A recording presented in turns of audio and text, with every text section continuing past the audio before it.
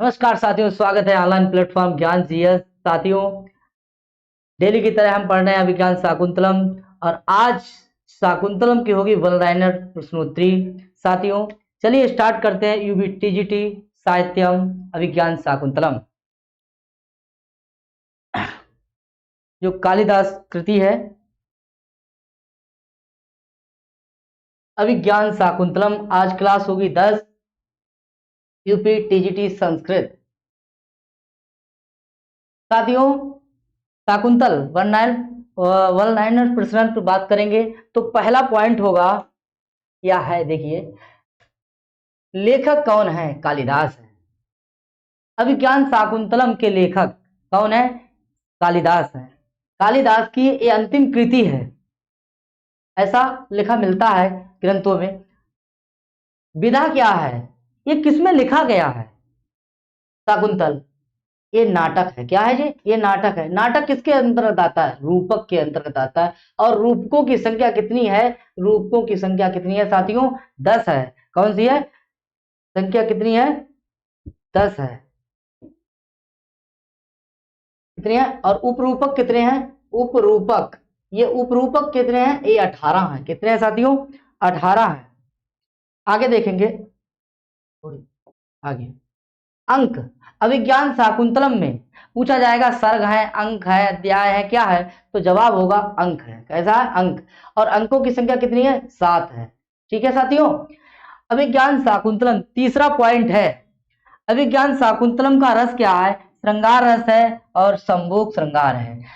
संभोग श्रृंगार है। इनकी एक कृति का नाम है, खंड काव्य है मेघदूत, जिसे वियोग, वहां वियोग वियोग श्रृंगार है और यहाँ क्या है? संयोग श्रृंगार है। जो संयोग श्रृंगार है उसे हम संभोग श्रृंगार भी कहते हैं। ठीक है साथियों। ये कथानक कहाँ से लिया गया है? राजा दुष्यंत एवं शकुंतला का परस्पर प्रेम होता है और फिर बीच में विरह हो जाता है और पुनः इनका मिलन का भी वर्णन है। तो एक नंबर क्या है? ये तो है राजा है, ये नायक है, ये कौन है? नायिका है। इनका परस्पर पहले क्या होता है? प्रेम होता है एक, दूसरा क्या होता है? विरह हो जाता है और पुनः तीसरी मिल जाते हैं। इस तरीके से यह है कथानक। तो साथियों, पहला प्रश्न क्या है? लेखक है कालिदास, विधा क्या है? नाटक है, ये नाटक है। ठीक है, जो रूपक के अंतर्गत आता है। उपरूपकों की संख्या कितनी है? 18। और उपरूपकों की संख्या कितनी है? रूपक की संख्या कितनी है? 10, उपरूपक है 18। ठीक है। अंकों की संख्या कितनी है? 7।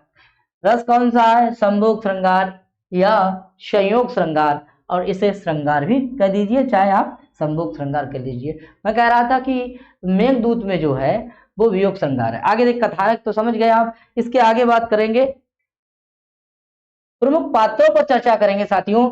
ये नायक है जो दुष्यंत है। इस फिल्म का नायक जो है, तो हीरो जो है वो कौन है? आपका दुष्यंत है। ठीक है। और नायिका जो है, जो हीरोइन है, वो कौन है? शकुंतला है। हर फिल्म में आपने देखा होगा एक हीरो है तो ये क्या है?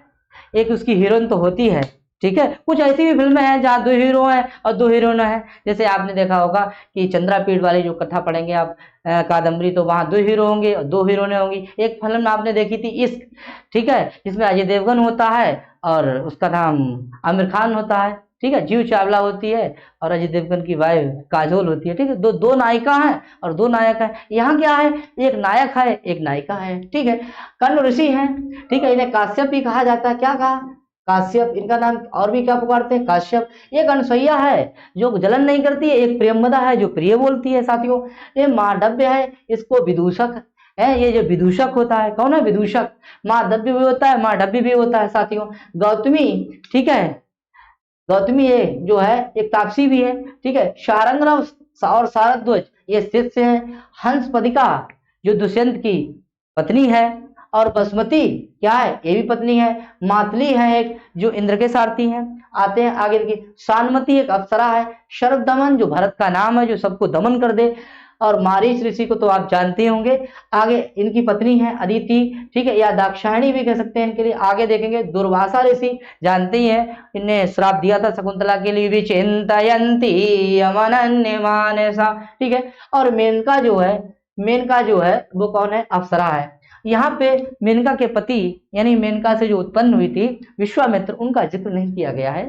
ठीक है। लेकिन इनके पति, जो पति तो नहीं लेकिन उनसे उत्पन्न जो है विश्वामित्र और मेनका से उत्पन्न कौन हुई थी? शकुंतला हुई थी। ठीक है, जब आगे देखेंगे शाकुंतलम का उपजीव्य कहाँ से लिया गया, ये आधार ग्रंथ कहाँ है, ये कहाँ से लिया गया है? ठीक है, देखिए भाई, ये महाभारत से लिया गया। महाभारत एक महाकाव्य है, उसके आदि पर्व से लिया गया है। महाभारत के आदि पर्व का ये शकुंतलोपाख्यान है, वहां ये कथा मिलती है। नंबर परीक्षा में पूछ सकता है साथियों कि 78 से 74 तक के अध्यायों में ये घटना वहां पे थी, कालिदास ने पढ़ा और उन्होंने अपना नाटक लिख दिया। ठीक है, आगे देखिए पद्म पुराण के बोले स्वर्ग खंड में भी एक कथा मिलती है, तो उन्होंने पद्म पुराण को भी पढ़ा होगा और वहां से कुछ चीजें निकाली और अपना ग्रंथ लिख दिया। कौन सा? अभिज्ञान शाकुंतलम। देखिए साथियों, कोई भी आदमी है सब नकल से सीखता है, कोई भी जो भी जिनने भी सीखा है, अभिज्ञान शाकुंतलम जो लेखक हैं कालिदास, इनसे भभूति ने भी बहुत कुछ सीखा।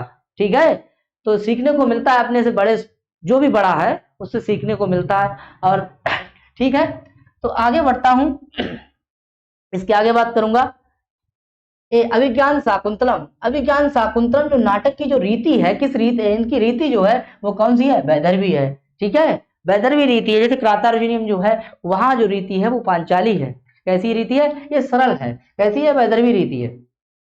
वैदर्भी रीति संदर्भे विशेष्यते, कौन? बोले कालिदास है। ये लाइन परीक्षा के लिए बहुत इंपॉर्टेंट है साथियों, इसे आप दिल और दिमाग में दोनों में बैठा लीजिए। तीसरा पॉइंट है, ठीक है, देखिए क्या भैया, क्या डिजाइन बनाई है हमारे विनेश भैया ने, बहुत बहुत धन्यवाद विनेश भैया जी। ठीक है, सब घर पे? कालिदास के बोल नहीं रहे हो क्या भैया? नाराज? अच्छा, कालिदास के काव्यों में किस वृत्ति का विशेष प्रयोग होता है? देखिए कैसकी वृत्ति, कालिदास की वृत्ति पूछी जाएगी कि कालिदास के काव्यों में किस वृत्ति का विशेष प्रयोग होता है, तो कैसकी वृत्ति का प्रयोग होता है। साथियों, कालिदास का प्रिय जो अलंकार होगा वो क्या है? उपमा अलंकार। क्या है? प्रिय अलंकार। और निदर्शना अलंकार भी माना जाता है। ठीक है, ये तारणी जाकी किताब में भी लिखा होगा एक जगह, जो नीशतकम की जो किताब है तारणी जाकी, वहां पर निदर्शना अलंकार भी दिया गया है। उपमा के लिए कालिदास प्रसिद्ध है, लेकिन उनका प्रिय जो अलंकार है वो निदर्शना है। उपमा कालिदास से भारवे अर्थ गौरवम दंडना पदलालित्यम मांगे शंति त्रिगुणा। साथियों, ठीक है, इस बात को भी आप नोट कर लेंगे। आगे देखेंगे अभिज्ञान शाकुंतलम। तीसरा पॉइंट, अभिज्ञान शाकुंतलम के प्रथम अंक का नाम क्या है? अब देखिए 7 अंक हैं, उनके सबके नाम, उनके श्लोकों की संख्या। ठीक है, देखेंगे पहला अंक क्या होगा? आश्रम प्रवेश। साथियों, मैं बहुत तेज इसलिए बोल रहा हूं क्योंकि जब प्रैक्टिस कराई जाती है, ठीक है, तो तेज बोला ही जाता है। समझ में आया? मैं कोई किताब नहीं पढ़ा रहा हूं जो धीरे धीरे चलूंगा, स्पीड से, क्योंकि आपकी चीजें तैयार हैं तो आपको सिर्फ नजर डलवा रहे हैं, इसीलिए थोड़ा स्पीड से बोल रहे हैं। ठीक है, आगे देखिए आश्रम प्रवेश, और इसमें श्लोकों की संख्या कितनी है? 34 है। द्वितीय अध्याय का नाम आश्रम निवेश होता है, उसमें श्लोकों की संख्या कितनी है? 18 है। कितनी है? 18 है। और तीसरे अध्याय का नाम जो होगा मिलन होगा। आश्रम यानी प्रवेश में, प्रवेश निवेश मिलन विदाई। और चौथे अंक का नाम क्या है?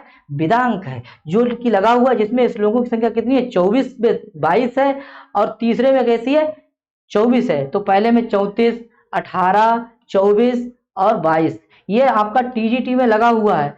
साथियों, ये 22 श्लोक तो आपको याद करने हैं, लेकिन कथानक को पूरा पढ़ना है क्योंकि किताब पूरी लगी हुई है। ठीक है साथियों, देखते हैं आगे। इसके बाद आता है पंचम अंक का। पंचम अंक हो जाए प्रत्याख्यान अंक, और इसमें श्लोकों की संख्या कितनी है? 31 है। आगे आएगा षष्टम अंक, यह है पश्चाताप। राजा को पश्चाताप होता है जब वो अंगूठी देख लेता है, तो षष्टम अंक में श्लोकों की संख्या कितनी है? 32 है साथियों। ठीक है, सप्तम अंक में मिलन हो जाता है, पुनर्मिलन। एक बार तो मिलन हुआ था, लेकिन बीच में बाधाएं कुछ आ गई थी, जिसकी वजह से, ठीक है, मिलन नहीं हो पाया। अगर वहां पर मिलन हो जाता और दुर्वासा का श्राप ना आता तो कहानी लंबी नहीं खिंचती साथियों। ठीक है, तो पुनर्मिलन होगा, अब इसके बाद कभी नहीं बिछड़ेंगे। ठीक है, और 32 में, इसमें श्लोकों की संख्या कितनी है? 32 है। इस तरीके से आपने देखा कि श्लोक कौन कौन से, नाम आपने देखे, उनकी श्लोकों की संख्या देखी। अब जरा ये भी नोट कर लीजिए कि आपका सबसे छोटा अंक कौन सा है? तो सबसे छोटा अंक जो है वो कौन सा है? द्वितीय अंक है। कौन सा है? द्वितीय अंक। इसमें श्लोकों की संख्या सिर्फ 18 है। अब देखिए 34, 24, 22, और देख लीजिए यहाँ पे 35, तो सातवां सबसे बड़ा है, और सातवां सातवां सबसे बड़ा है, और द्वितीय द्वितीय सबसे छोटा है साथियों। द्वितीय कैसा है? छोटा है, और सातवां सबसे बड़ा है। इसमें कितनी है संख्या? 18, और इसमें कितनी संख्या है? 35। ये नोट कर लेंगे साथियों, ठीक है, पूछ सकता है परीक्षा में। आगे देखिए, बहुत ज्यादा तो नहीं लेकिन पूछ सकता है। फिलहाल ग्रंथ तो एक ही ग्रंथ नहीं है जो इतना अंदर से, लेकिन पूछ भी सकता है फिलहाल, ठीक है, कुछ नहीं कहा जा सकता। आगे देखिए, हाँ तो तैयारी कंप्लीट रखें अपनी भैया। आगे देखिए, अब देखेंगे सातों अंकों के नाम। सातों अंकों में जो संख्या कितनी है टोटल हमने करी है, सातों अंकों में कुल श्लोकों की संख्या जो है वो कितनी है? वो 196 है। कितनी है? 96। ये भी है, बढ़िया प्रश्न है, ठीक है। अभिज्ञान शाकुंतलम के चतुर्थ अंक में बोले कौन सा रस है? ये देखिए कितना जहरीला प्रश्न। देखो साथियों, एक करुण रस है। कौन सा रस है? वैसे तो श्रृंगार है, लेकिन यहाँ विदाई है, करुण है, वियोग है। देखिए तो यहाँ देखिए भैया, ये करुण रस है, ठीक है। आगे देखेंगे, शकुंतला का हस्तिनापुर में कौन रहता है? राजा दुष्यंत रहता है, और वो उनके कहा पति का घर है। उसका गमन चतुर्थ अंक में वर्णित होता है, जब शकुंतला की विदाई होती है और हस्तिनापुर को जाती है, ठीक है। ये क्या है? ये चतुर्थ अंक में विदा अंक कहा जाता है, ठीक, क्या कहा जाता है? विदा अंक। साथियों बढ़ता हूं आगे। अभिज्ञान शाकुंतलम का जो नायक है वो कौन है? वो दुष्यंत है। कौन है? दुष्यंत है, जो हस्तिनापुर का राजा भी है। साथियों, दुष्यंत धीरोदात्त कोटि का नायक कहलाता है। धीरोदात्त कोटि का नायक, जिसमें सभी गुण हों। धीरोदात्त, धीरोदत्त, धीर ललित, धीर प्रशांत, ठीक है। साथियों, एक ऐसी वीडियो लाऊंगा जिसमें आपके लिए सब प्रकार के, जो चारों प्रकार के नायकों का लक्षण बताऊंगा। यहाँ पे नहीं, फिलहाल ये नायक पूछा जाता है। तो देखिए, ये जो है ना, धीरोदात्त कोटि का नायक है। ये समझ लीजिए कि मुगले आजम का दिलीप कुमार है साहब। आगे देखेंगे, इसके आगे है आपका राजा दुष्यंत कहाँ का राजा था? हस्तिनापुर का राजा था। ये वहां का राजा है, कहाँ का? हस्तिनापुर का। देख लीजिए गौर से, आगे देखेंगे। अभिज्ञान शाकुंतलम की नायिका जो हीरोनी है वो कौन है? शकुंतला है। यूं समझ लीजिए ये मुगले आजम फिल्म की कौन है? मधुबाला है। इतनी सुंदर है, अप्सरा की लड़की है। आगे देखेंगे, ठीक है। इसके आगे देख समझ लीजिए, जो मैं फिल्म का नाम ऐसे ही रह रहा था, ठीक है। हाँ, ये कोई यहाँ ताली बजा। आगे देखिए, अभिज्ञान शाकुंतला यानी शकुंतला किस कोटि की नायिका है? तो शकुंतला की भी कोटि की नायिका, किस कोटि की नायिका है? तो बोले मुग्धा नायिका। ये मस्ट है, इंपॉर्टेंट है। इंपॉर्टेंट तो सभी हैं साथियों। आगे देखेंगे, शकुंतला है, बोले शकुंतवी। शकुंतवी जो पक्षियों के द्वारा, पक्षवी, शकुंतवी पक्षवी, लालिता पालिता इति शकुंतला, जिसका पालन पोषण जो पशुओं में, मतलब पक्षियों में, पशुओं में, वृक्षों में जहां जिनका हो उसे क्या कहेंगे? शकुंतला। शकुंतला कहाँ पली है और बड़ी है? तो पक्षियों के साथ, वृक्षों के साथ, ठीक है, वहीं रहती थी, इसीलिए शकुंतला कहा गया। आगे देखिए, अभिज्ञान शाकुंतला का मंगलाचरण कैसा है? आशीर्वादात्मक मंगलाचरण है। या सृष्टि सृष्टुराद्या वहाति विधिहुतम, या वीर्याचा होती, ठीक है, यह मंगलाचरण है। अष्टमूर्ति भगवान शिव, ठीक है, अष्टमूर्ति भगवान से पहली जो है मूर्ति वो जल मूर्ति है, ठीक है। आगे देखिए, अभिज्ञान शाकुंतलम का मंगलाचरण किसमें है साथियों? सृग्धरा में है, जिसमें 21 वर्ण होंगे। कितने होंगे? 21 वर्ण होंगे। नोट करेंगे साथियों, ठीक है। आगे देखिए आ गया, या सृष्टि सृष्टुराद्या वहाति विधिहुतम, या वीर्याचा होत्रिय द्विकालम विदिता, इत्यादि श्लोक कहाँ से लिया गया है? अभिज्ञान शाकुंतलम का मंगलाचरण है। कहाँ का है? अभिज्ञान शाकुंतलम का क्या है? मंगलाचरण है। अभिज्ञान शाकुंतलम के मंगलाचरण में किसकी स्तुति की गई है? अष्टमूर्ति भगवान शिव की क्या करी गई है? स्तुति की गई है, और आशीर्वादात्मक मंगलाचरण है। मंगलाचरण साथियों 3 प्रकार के होते हैं, ठीक है। एक आपका वस्तु निर्देशात्मक, नमस्कारात्मक और आशीर्वादात्मक, ठीक है साथियों। अरे तत्रापि तत्रापि च चतुर्थंका से संबंधित नाटक कौन सा है? अभिज्ञान शाकुंतलम। काव्येषु नाटकम रम्यम तत्र रम्या शकुंतला, तत्रापि चतुर्थंका तत्र श्लोकम चतुष्टयम। नाटकों में अभिज्ञान, अभिज्ञान में, सॉरी, नाटकों में, काव्यों में नाटक, नाटकों में शाकुंतल और शाकुंतल में चतुर्थंक और चतुर्थंक में 4 श्लोक। ठीक है, आगे देखिए, सारे नाटक एक तरफ और शाकुंतल एक तरफ। आगे देखिए, तत्र श्लोक चतुष्टयम से संबंधित कौन सा नाटक है भैया? देखिए, तत्र श्लोक चतुष्टयम यानी केवल कह रहा है कि जहां 4 ही श्लोक है, जहां 4 ही श्लोक हैं। पहला इसको अस्मान साधु विचिंत संयम धरान शुश्रूषा गुरुन प्रिय सखी, 18वां है, 17वां था अस्मान साधु विचिंत संयम धर पातुम न प्रथमम व्यसति जलम, 9वां श्लोक है या सती अद्य शकुंतलेति हृदयम, ये आपका छठा है। इस तरीके से ये चारों श्लोक, ठीक है, ये शार्दुल विकृत छंद में है, कर्णों के द्वारा बोले गए हैं। ठीक है, आगे देखेंगे, ये क्या है? अभिज्ञान शाकुंतलम के चतुर्थंग में काव्येषु नाटकम रम्यम तत्र रम्या शकुंतला तत्रापि है। इधर देखिए, इस वाक्य में ये किसकी ओर संकेत हो रहा है? अभिज्ञान शाकुंतल की ओर। ठीक है साथियों, इसके आगे बात करेंगे। राजा दुष्यंत का विनोद प्रिय जो मित्र है वो कौन है? देखिए, मंत्री जो है ये जो है मांडव्य है। कौन है? मांडव्य है। मांडव्य भी बोल सकते हैं, माधव्य भी बोल सकते हैं। देखिए, अभिज्ञान शाकुंतलम का विदूषक कौन है? मांडव्य है। क्या है? मांडव्य। अभिज्ञान शाकुंतलम की दोनों सखियां कौन सी हैं? अनसुईया और प्रेमवदा। कौन सी है? अभिज्ञान शाकुंतलम की माता और पिता का नाम देखिए, पिता का, माता का नाम जो है मेनका है और पिता का नाम क्या है? विश्वामित्र है। क्या है? विश्वामित्र। शकुंतला के पालक यानी धर्म पिता कौन है? महर्षि कर्ण। कौन है? महर्षि कर्ण। हाँ, महर्षि कर्ण के 2 प्रमुख शिष्य का नाम सारंगरव और शारद्वज। कौन सा है? सारंगरव और शारद्वज। साथियों, इसके आगे राजा दुष्यंत और शकुंतला का जो विवाह हुआ था वो कैसा हुआ था? लव मैरिज हुआ था। कैसा हुआ था? ये विवाह कितने प्रकार के होते? 8 प्रकार के। उनमें कौन सा विवाह है? प्रेम विवाह। प्रेम विवाह। गांधर्व विवाह को क्या कहते हैं? प्रेम विवाह।